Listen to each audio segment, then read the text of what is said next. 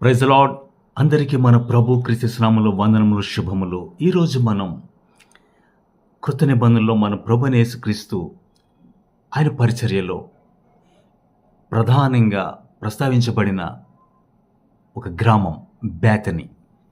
Bethany family, Bethany sisters Martha, Maria మరియు వారి సోదరుడు లాజరు. ప్రభు ప్రేమించిన ఈ కుటుంబం నుండి మనం కొన్ని విషయములు, ప్రాముఖ్యమైన పాఠములు నేర్చుకుందాం.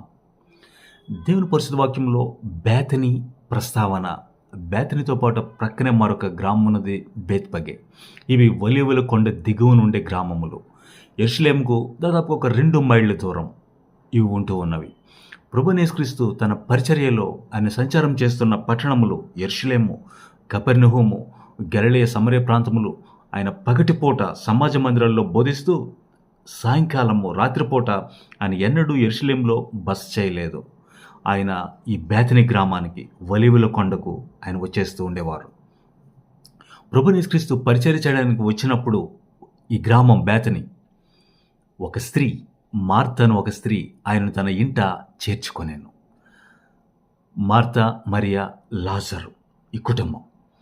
వీరు ప్రభువైన యేసుక్రీస్తు 3.5 సంవత్సరముల పరిచర్యలో తమ హాస్పిటాలిటీ అండ్ ఫెలోషిప్, ఆతిథ్యము, ఉపచారము ఇవన్నీ కూడా వారు అందించారు. ధారాళంగా ప్రేమించారు ప్రభువైన యేసుక్రీస్తును. ఆ కాలంలోనే ఇటు యెరూషలేములో, ఇటు యూదయ సమరయ ప్రాంతాల్లో, గలిలయ ప్రాంతాల్లో ఈ శాస్త్రులు, పరిసయ్యులు, సద్దూకయ్యులు వాళ్ళ చేతులు విరోధంగా ఉన్నాయి ప్రభువైన యేసుక్రీస్తుకు. కానీ ఈ చిన్న కుటుంబము ప్రభువైన యేసుక్రీస్తుకు తమ చేతులు పరిచర్యలో, సహాయములో ధారాళంగా వారు ముందుకు వచ్చారు. దేవుని వాక్యంలో ఈ బేతనీ అనే ఈ గ్రామానికి పేరు చక్కని అర్థాలు ఉన్నాయి. ఒకటి హౌస్ ఆఫ్ ఫిగ్స్, అంజూరపు పండ్ల గృహం అని. మరొకటి బేతనీకి అర్థము హౌస్ ఆఫ్ డేట్స్ అనగా ఖర్జూరపు పండ్ల గృహము. అలాగే బేత్పగే మరొకటి. బేత్పగే బేతనీ పక్కనే ఉంటుంది. ఈ బేత్పగే అనగా అర్థం హౌస్ ఆఫ్ అన్రైప్ ఫిగ్స్, పరిపక్వము పండని అంజూరపు పండ్ల గృహం అని అర్థం. చూడండి, 2 పక్క పక్కనే. వీటి ప్రస్తావన మనకి దేవుని పరిశుద్ధ వాక్యంలో మత్తయి సువార్త 21:1, మార్కు 11:1 మనకు వస్తూ ఉంది. ప్రభువైన యేసుక్రీస్తు ఆయన పస్కాకు వధింపబడ్డానికి సిలువలో ఒక వారం ముందు ఆయన మట్లాద్వారం అని చెప్తూ ఉంటారు కదా, ఆయన ఒక గాడిద పిల్లను ఈ గ్రామునికి వెళ్ళి తీసుకుని రండి అని చెప్పాడు. బేతనీ, బేత్పగే పక్కనే ఉంటున్నాయి. అలాగే ప్రభువైన యేసుక్రీస్తు పునరుద్ధానుడైన తర్వాత లూకా 24:50లో తన శిష్యులను వారిని బేతనీ వరకు తీసుకుని వెళ్ళి ఆయన ఒలీవల కొండకు ఎక్కి చేతులెత్తి ఆశీర్వదిస్తూ ఉండగా ఆయన పైకి పరలోకమునకు ఆరోహణుడై వెళ్ళెను. చూడండి, ఫస్ట్ కమింగ్ అక్కడే, సెకండ్ కమింగ్ తర్వాత వెంటనే ఒక దేవదూతలు 2 నిలబడి ప్రకటించారు, గలిలయ మనుషులారా, మీరెందుకు పైకి తేరి చూస్తూ ఉన్నారు? మీరు మీ యొద్ద నుండి ఏ రీతిగా ప్రభువైన యేసుక్రీస్తు పరలోకమునకు కొనుపోబడ్డాడో ఆ రీతిగానే మరలా వచ్చును. ప్రభువైన యేసుక్రీస్తు ఫస్ట్ అండ్ సెకండ్ కమింగ్ 2 ఈ బేతనీ గ్రామం ముడిపడి ఉన్నది. ఈ బేతనీ సిస్టర్స్, మార్తా పేరు కూడా అర్థము ద లేడీ, మిస్ట్రెస్ అంటే మహిళ, స్త్రీ లేదంటే అమ్మగారు అనే అర్థములు ఉన్నవి. మేరీ అనే పేరుకు అర్థము ఇది పాత నిబంధనలో ఉన్నటువంటి మిరియాము నుంచి వచ్చింది. దీనికి 2-3 అర్థాలు పలుకుతూ ఉన్నాయి. ఒకటి రెబెల్, తిరుగుబాటు చేయడం అని అర్థం. మరొకటి బ్యూటిఫుల్, సుందరము, బిటర్నెస్, చేదు అనే కూడా అర్థాలు వచ్చాయి. తర్వాత లాజరస్ పేరుకు అర్థము గాడ్ హ్యాజ్ హెల్ప్డ్, దేవుడు సహాయము చేశాడు. లాజరస్ ఎలియాజరు నుంచి వచ్చిన పేరే, పాత నిబంధనలో ఎలియాజరు అనే పేరు మనం వింటూ ఉన్నాం. తర్వాత మనం ముందుకు వెళితే ప్రభువైన యేసుక్రీస్తు లూకా సువార్త 10వ 38 నుంచి మనం చూస్తూ ఉంటే ఆయన ఈ గ్రామానికి వచ్చినప్పుడు మార్తను ఒక స్త్రీ ఆయనను తన ఇంట చేర్చుకున్నాను. అందులో మేరీ, మరియా, లాజరు కూడా ఉన్నారు. వీరు ప్రభువైన యేసుక్రీస్తుతో ఉన్నటువంటి సాన్నిహిత్యము, ఇంటిమసీ అండ్ ఫెలోషిప్, హాస్పిటాలిటీ, ఉపచారము, పరిచర్య, ఆతిథ్యము ఇవన్నీ మనం చూస్తే చూడండి, సాధారణంగా శిష్యులు మగవాళ్ళు మేల్ డామినేషన్, మగవాళ్ళే ముందుండి చేసే పరిచర్యలో వీరు స్త్రీలైనప్పటికీ ఈ మార్త మరియ వీరి పరిచర్య ప్రభుతో వీరికి ఉన్నటువంటి ఆ సంబంధము రిలేషన్ వీళ్ళు డిసైపుల్షిప్ శిష్యులుగానే కనపడుతూ ఉన్నారు. Female disciples. ప్రభునేక్రీస్తు వీళ్ళని త్రోసివేయలేదు. పరిచర్యలో వీళ్ళు కనిపిస్తూ ఉంటారు. చూడండి, ఒకటి ఈ లోకసుత 10:38 నుంచి మనం చూస్తున్నప్పుడు ప్రభునేక్రీస్తు బోధకుడు వచ్చాడు, రబ్బాయి. అక్కడ ఆయన మాట్లాడుతూ ఉన్నాడు, శిష్యులు ఉన్నారు అక్కడ. మరి ఆయన పాదముల దగ్గర కూర్చుని ఉంది. నిజమే, ఖచ్చితంగా వీరు తర్వాత భోజనం చేస్తారు అక్కడ. ప్రభునేక్రీస్తు ఒక్కరే కాదు, చాలామంది ఉంటారు ఆయనతో పాటు శిష్యులు. వీళ్ళందరూ వారందరికీ భోజనం పెట్టాలి. అయితే అక్కడ పని ఏమిటో తెలియదు కానీ మొత్తానికి మనం అనుకుంటూ ఉంటాం, ఊహించుకొని భోజనాలు తర్వాత వీళ్ళు చేస్తారు కదా, వండి వార్చి సిద్ధం చేయాలి కదా అని. అక్కడ చూస్తే మార్త ఒక సందర్భంలో ఆ సందర్భంలో నిలబడుతూ ఉంది, ప్రభువా బోధకుడా, నేను ఒక్కదాన్నే విస్తారమైన పనులు ఇవన్నీ నేను చేస్తూ ఉన్నానే, నా సహోదరి నీ పాదం దగ్గర కూర్చుని ఉన్నది నాకు సాయం చేయడం లేదు వచ్చి, కాబట్టి నీవు ఆమెకు చెప్పు నాకు సహాయం చేయాలని, హెల్ప్ చేయాలని. నిజంగా ఆమె ఆ విధంగా చెప్పడానికి వారికి ప్రభుతో ఉన్నటువంటి ఉత్తమమైన సాన్నిహిత్యము, సహవాసము, ప్రభు కూడా అంత చనువు ప్రేమించాడు వాళ్ళని. ఆమె అలా చెప్పగానే ప్రభు చెప్పింది ఏమిటి, విస్తారమైన పనులతో మార్తా మార్తా 2 సార్లు ఆయన హెచ్చరించాడు, నువ్వు అనేకమైన పనుల చేత నీవు తొందర కలిగి ఉన్నావు, విచారము కలిగి ఉన్నావు, నీవు యాంగ్జైటీ, బాదరింగ్, విచారం కలిగి ఉన్నావు, అనేక పనులు పెట్టుకొని తొందరపడుతున్నావు. అయితే నేను మరియను నీ వెళ్ళి సహాయం చేయని చెప్పడానికి ఎలా చెప్తాను? అవసరమైనది ఒకటే, ఉత్తమమైనది ఆమె ఏర్పరచుకున్నది. చూడండి, అంటే ప్రభు శిష్యులు భోజనం చేయాలి కదా, అవన్నీ సిద్ధం చేయాలి కదా. నిజానికి మార్త అవే చేస్తూ ఉందా, లేకపోతే వేరే పనులు ఇంకా మనం ఊహించుకొని చెప్పొచ్చు కదా, బట్టలు తూకోవడం, ఇల్లు శుభ్రం చేయడం, ఏదో ఇంకేం చెప్పొచ్చు కదా. మొత్తానికి అక్కడ ఏదో పని మొత్తానికి ఆమె విస్తారమైనది ఆమె ఆలోచిస్తూ ఉంది, ఆ సందర్భంలో చేస్తూ ఉంది.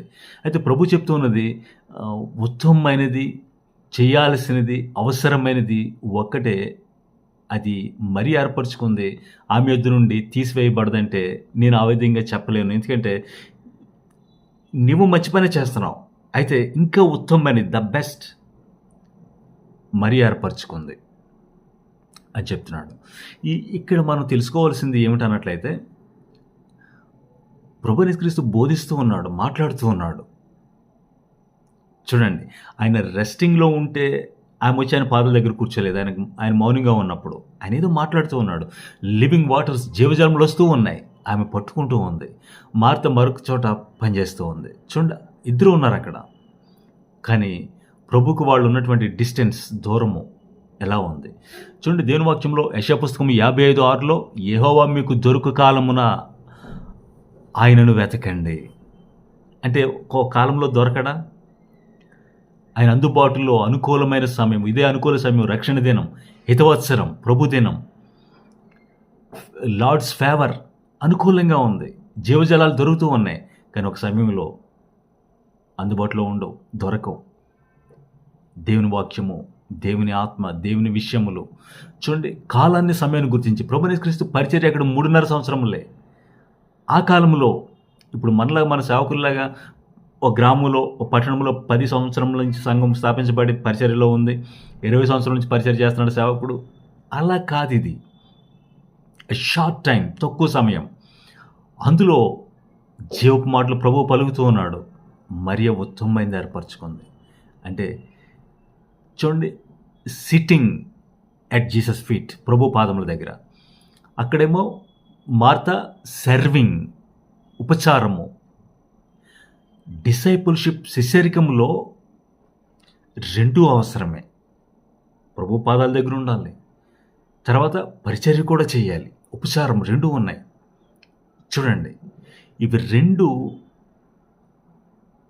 పరిచర్యలో విశ్వాసులముగా, డిసైపుల్స్‌గా, శిష్యులుగా మనం సమపాళ్ళలో తీసుకుని వెళ్ళాలి.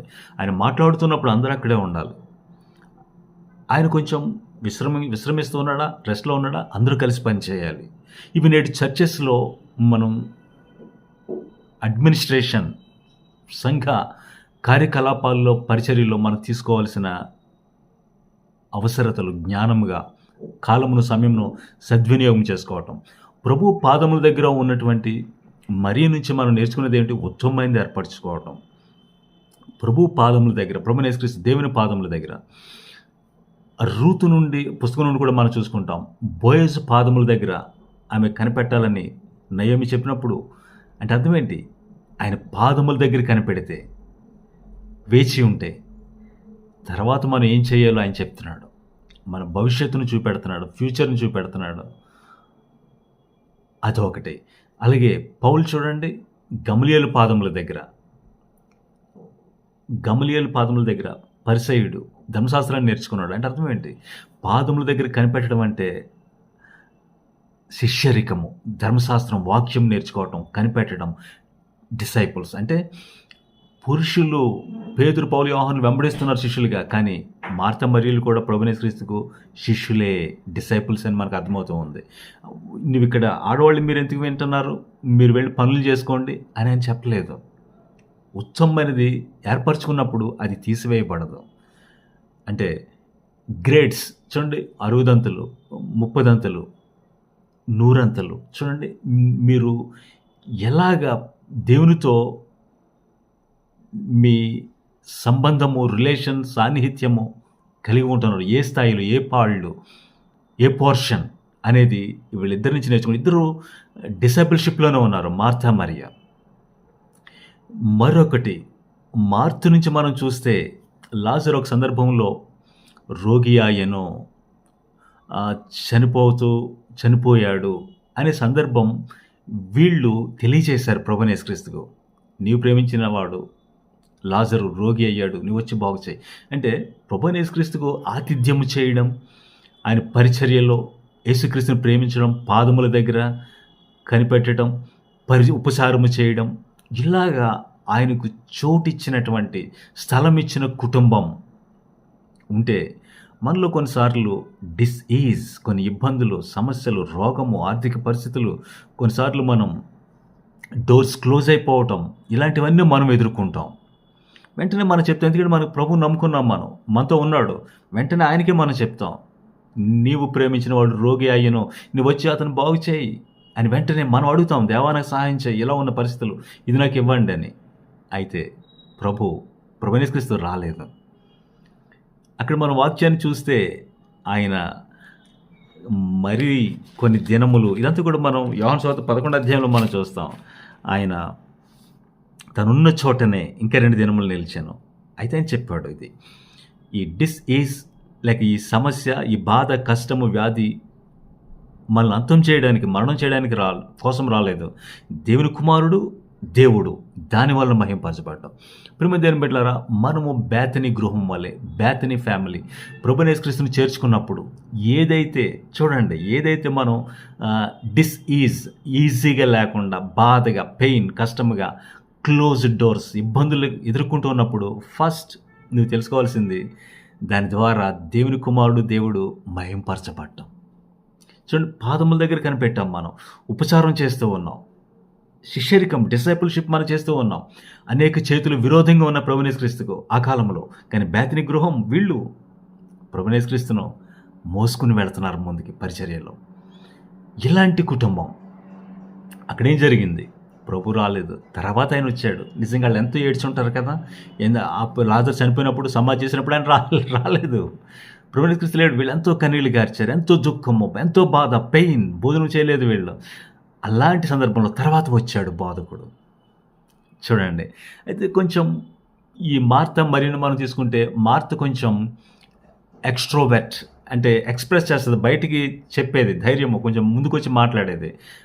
మరియ కొంచెం ఇంట్రోవర్ట్, లోపల కొంచెం ప్రైవేట్గా, మామూలుగా మౌనంగా ఉండేది అని ఇద్దరికి అర్థమవుతుంది. ఎందుకంటే ఆయన వచ్చాడని తెలిసింది, వెంటనే మార్త బయటకు వచ్చేసింది. ఈ 11వ అధ్యాయంలో మనం చూస్తాం యోహాను సువార్త. వెంటనే ఆయనకి ఎదురు వెళ్ళి చెప్పింది, ప్రభువా మొట్టమొదట నీవు ఉంటే ఇక్కడ మా మా సోదరుడు చనిపోయి ఉండేవాడు కాదు. ఆ తర్వాత ప్రభు చెప్తున్నాడు, ఇప్పుడు బ్రతుకుతాడు నీ సోదరుడు మరలా లేస్తాడని చెప్తే ఆమె చెప్తూ ఉంది అంత్యదినం పునరుద్ధరణ. మనం మార్పు గురించి ఆమె విస్తారమైన పనులు పెట్టుకొని తొందరపడింది ఇదే అంటున్నాం, కానీ ఆమెకి లేఖనాలు తెలుసు, వాక్యం తెలుసు. అంత్యదినము, పునరుద్ధానము, మరలా లేస్తాడు. ఎస్, నీవు దేవుని కుమారుడు క్రీస్తువని నమ్ముతున్నాను. ఆ రోజుల్లో ఆ కాలంలో ఎంతోమంది యేసుక్రీస్తు దేవుని కుమారుడని నమ్మడం లేదు. యేసుక్రీస్తుని దూషిస్తూ ఉన్నారు, సమరయుడు అంటున్నారు, దుర్భాషలు ఆడుతూ ఉన్నారు, వ్యతిరేకంగా పనిచేస్తున్నారు. ఇక చివరికి 5 రొట్టెలు 2 చేపలు తిన్నవాళ్లే, అద్భుతాలు చూసిన వాళ్లే సిలువ వేయండి అంటున్నారు. ఆ కాలంలో నువ్వు మెస్సియావి, దేవుని కుమారుడు అని మార్త టెస్టిఫై చేస్తూ ఉంది. దేని బిడ్డలారా, విశ్వాసము. చూడండి, యేసుక్రీస్తుకు జీవితమును మనం ఖర్చు పెట్టుకోవడం, అందులో ఈ కుటుంబం ఉన్నది. ఆమె అలా చెప్పినప్పుడు ప్రభు చెప్తున్నాడు, మార్త కూడా వెంటనే వెళ్ళి ఇదిగో బోధకుడు వచ్చాడని మరియకు తెలియజేసింది. ఆమె వెంటనే ఏడుస్తూ బయటకు వచ్చింది. చూడండి, ఆమె వచ్చి వెంటనే ఇదే చెప్పింది, ఓ ప్రభువా నీవు ఇక్కడుండిన ఎడలా. చూడండి, యోహాను 11:21-32 మార్త మరియలు ఇద్దరు అదే చెప్పి, నా సోదరుడు చావకుండును. వాళ్ళకి అప్పుడు వరకు తెలిసింది యేసును ప్రేమించిన వీళ్ళు మా దేవుడు ఇచ్చేయగలడు, కానీ ఆ టైంలో లేడు పరిస్థితుల్లో. అంటే మనకి అనుకూలంగా, మనకి మేలుగా, ఉపకారంగా ఒక అద్భుతం జరిగినప్పుడు ఆయన ఆబ్సెంట్ అయ్యాడని మనకు అర్థమవుతుంది. అయితే మనం బేతనీ గృహం వల్లే, గుర్తుపెట్టుకోండి, బేతనీ వల్లే, మార్త మరియ వల్లే మనం ఆయన ప్రేమించి మన చేతులు ఆయనకి విరోధంగా లేకుండా, మన చేతులు, మన పాదములు మనము ఆయనకి పరిచర్యలో ముందుకు తీసుకుని వెళుతూ ఉంటే, యేసుక్రీస్తుని మోస్తే, మనం ఆయన నామమును భరిస్తే, అది ఆప్షన్స్ కాదు, అది మహిమకరంగా చేస్తాడు. ఎందుకంటే దేవుడు మహిమపరచబడాలి, మహిమ తెచ్చుకోవాలి. ఈ మార్త మరియల గృహం అంతవరకు వాడు చూసిందేమిటి? ప్రభువుని క్రీస్తు బాగు చేస్తాడు, రోగులు స్వస్థపరుస్తాడు, ఇలాంటి వారు చూస్తున్నారు. అయితే అక్కడ మరొకటి చనిపోయిన వాడిని కూడా లేపుతాడని తెలుసు వాళ్ళకి. అయితే 4 రోజుల తర్వాత ఇంకా హోప్లెస్, ఇంకేమీ లేదన్నప్పుడు ఆయన చెప్తున్నాడు, ఎక్కడ సమాధి చేశారు, తీసుకున్నాడు అండి అని చెప్పినప్పుడు చూడండి, మార్త కొంచెం ధైర్యంగా మాట్లాడుతూ ఉంది. ఇంకెందుకు ప్రభువా, వాడు 4 రోజులైంది చనిపోయి, కాబట్టి అది దుర్వాసన వస్తుంది, మనం వెళ్ళకూడదని చెప్పాడు. కానీ ప్రభు చెప్తాడు, నువ్వు నమ్మిన ఎడల దేవుని మహిమ చూద్దాం. ప్రేమ దేవుని బిడ్డలారా, ఈ బేతనీ గృహము, మీ గతంలో బేతెస్త తెలుసు మీకు, 38 ఏళ్ళలో పడి ఉన్న వ్యక్తి, అక్కడ కూడా కనికర గృహమే, ప్రభు పనిచేశాడు. అయితే ఇది బేతనీ గృహం, ఇది ప్రభుని యేసుక్రీస్తు బస చేసే గృహము, వర్డ్, వాక్యం నివసించేది. ఇక్కడ ప్రభుని యేసుక్రీస్తు ఉన్నప్పుడు పునరుద్ధానము, చచ్చినవి, మృతమైనవి కూడా తిరిగి లేస్తాయి. అటు ప్రభువు చేసినటువంటి అద్భుతం మనం చూస్తాం కదా. నువ్వు నమ్మిన ఎడల దేవుని మహిమ చూద్దాం అని చెప్పి అందరూ చూస్తూ ఉండగా ఆయన వచ్చాడు, తండ్రితో ప్రార్థించాడు, నువ్వు ఎల్లప్పుడూ నా మనవి వినుచున్నావని. ఆ లాజరు బయటకు రాని బిగ్గరగా పిలువగా వాడు కాళ్ళు చేతులు కట్టుబడి ప్రేతవస్త్రం ధరించిన వాడే వెలుపలికి వచ్చాను. అందరూ దేవుని మహింపరిచారు. తర్వాత 12వ అధ్యాయంలో లాజరు బేతనీ గ్రామంలో ప్రభువైన యేసుక్రీస్తు పస్కాకు ముందు అక్కడికి వచ్చాడు 6 దినములు. అక్కడ గొప్ప విందు జరిగింది. మరలా ఇదే పని అక్కడ జరుగుతుంది. చూడండి, మార్త ఉపచారం చేస్తూ ఉంది, సర్వింగ్, మొత్తము గ్రామానికి భోజనాలు, ఎన్ని పనులు ఆమె అడ్మినిస్ట్రేషన్ మొత్తం చెప్తూ ఉంది. డిసైపుల్షిప్లో ఇది కూడా కావాలి. మార్త నుంచి నేర్చుకోవాల్సింది, లేఖనాలు తెలుసు ఆమెకి, ఉపచారం చేయడం ఇదొక గ్రేడ్, ఇదొక లెవెల్. శిష్యరికంలో వీళ్ళు కావాలి. అయితే ఇది ఒకటే కాదు, పాదముల దగ్గర కనిపెట్టడం. చూడండి, మరలా ఉత్తమమైనది, ద బెస్ట్ ఆల్వేస్ ఏం జరుగుతుందంటే, మరియా ప్రభు పాదల దగ్గర ఉందని చెప్పాం కదా, ఇప్పుడు మరలా ఆమెకు అత్తరు బుడ్డి, మిగిల విలువ గల అచ్చ జటామాంసి, సేరునర ఎత్తు 300 ధ్యానారంలో అది తీసుకుని వచ్చి అత్తరు ఆయన పాదములకు పోసి తల వెంట్రుకలతో తుడిచాను. దీని అర్థమేంటి? ప్రభువైన యేసుక్రీస్తు పాదములు ఆ కన్నీటితో కడిగి తల వెంట్రుకలతో తుడిచిన అనేది లోకసువార్త 7వ అధ్యాయంలో పాపాత్మురాలైన స్త్రీ, సిన్ఫుల్ ఉమెన్. ఇక్కడ భక్తికాల స్త్రీ, పరిశుద్ధంగా జీవించే మరియా ప్రభువైన యేసుక్రీస్తుకు అత్తరు పూసి గది అంతా సువాసనతో నింపబడింది. అంటే ఆయన ఇదే అద్భుతం లాజర్ని రోగిగా ఉండగా చేస్తే అప్పుడు ఎలా ఉండేదో, ఇప్పుడు వాడు పునరుద్ధానం చూశాడు, మృతుల్లోంచి లేచాడు. ప్రభువైన యేసుక్రీస్తు అక్కడ పండుగ వాతావరణం, అక్కడ జరుగుతున్నది ఏమిటి? ఆమె అత్తరు పూసి తల వెంట్రుకలతో చూడడం. దీని అర్థమేంటి? అప్పట్లో అది కల్చరా, ట్రెడిషనా, సాంప్రదాయమా? పాదములు మురికిగా ఉంటాయి కదా సాధారణంగా, నడిచే పాదాలు కదా! అంటే అటువైపు నుంచి నీళ్లతో కడగటం కాదు, అత్తరు పూసి తల వెంట్రుకలతో తుడవటం. సాధారణంగా ఒక టవల్, రుమాల, వస్త్రంతో తుడవాలి. కానీ తల వెంట్రుకలు అంటే తల వెంట్రుకలు వస్త్రం కాదు, మన దేహంలో భాగం తల వెంట్రుకలు. అంటే తల వెంట్రుకలతో తుడిచే వ్యక్తి ఎంత తన్ను తాను హీనంగా తగ్గించుకొని ఏ వ్యక్తిని తుడుస్తూ ఉన్నారో పాదములు, ఆ వ్యక్తిని అత్యున్నతంగా హెచ్చించటం. మనకుండే డిగ్నిటీ, పేరు, ప్రతిష్టత, ఏవో కొంచెం స్వీయం ఉంటున్నాయి కదా, దాన్ని సిలువ వేయటం, కంప్లీట్గా క్రూసిఫై చేయటం, యేసుక్రీస్తునే శిరస్సును ఎత్తుకోవటం, మహింపరచడం. కంప్లీట్గా వీళ్ళని చూస్తే ఇదే మనకు అర్థమవుతూ ఉంది. మేము కాదు, క్రీస్తే మాలో జీవించేది. ప్రియమైన దేవుని బిడ్డలారా, ఇలాగా యేసుక్రీస్తు పాదముల దగ్గర కనిపెట్టిన ఒక స్త్రీ తర్వాత పాదములను అత్తరుతో పూసి తల వెంట్రుకలతో తుడవడం, ఇది ఎటువైపు నడిపిస్తూ ఉంది చూడండి.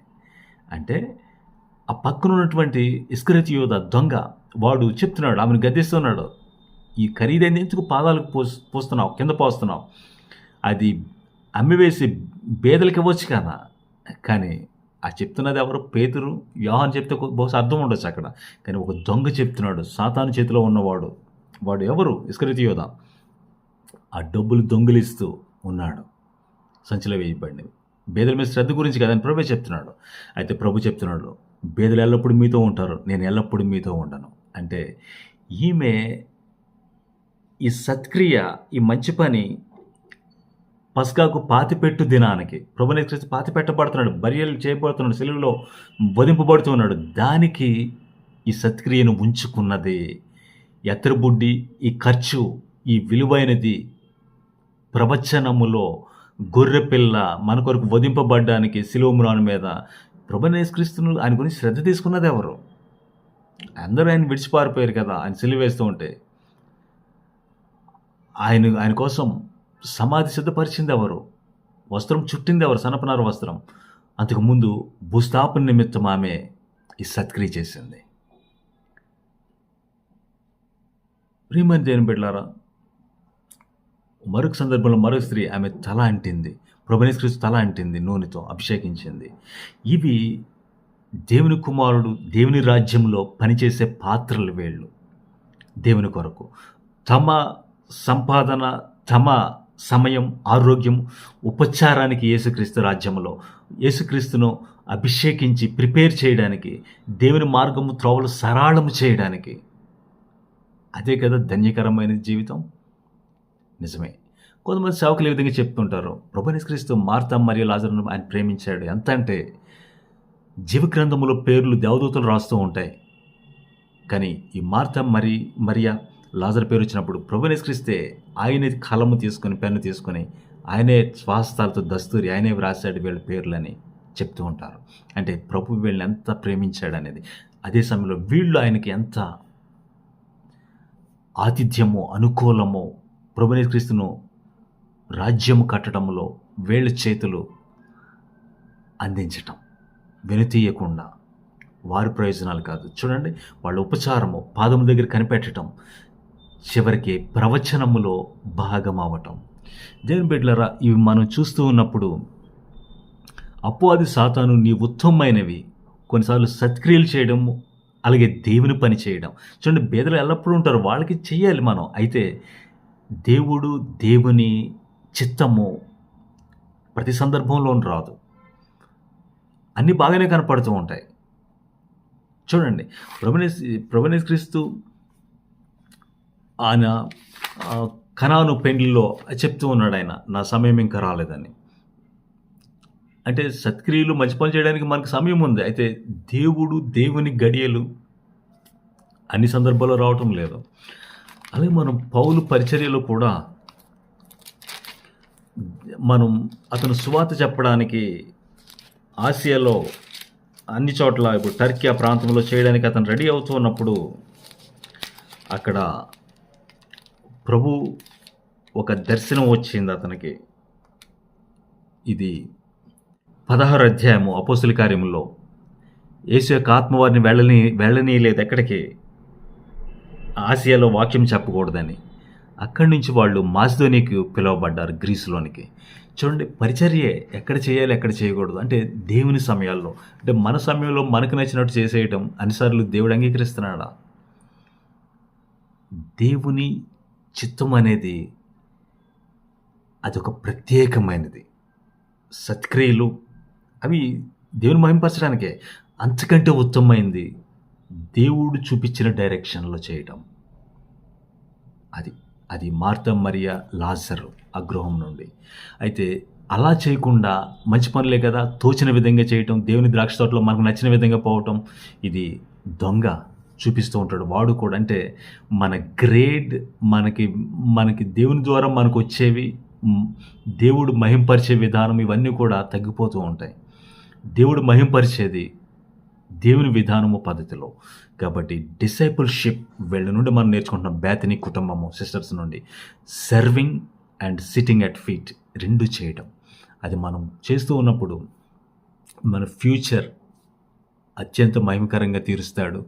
మనము ఆశీర్వదింపబడిన కుటుంబం యేసుక్రీస్తులో.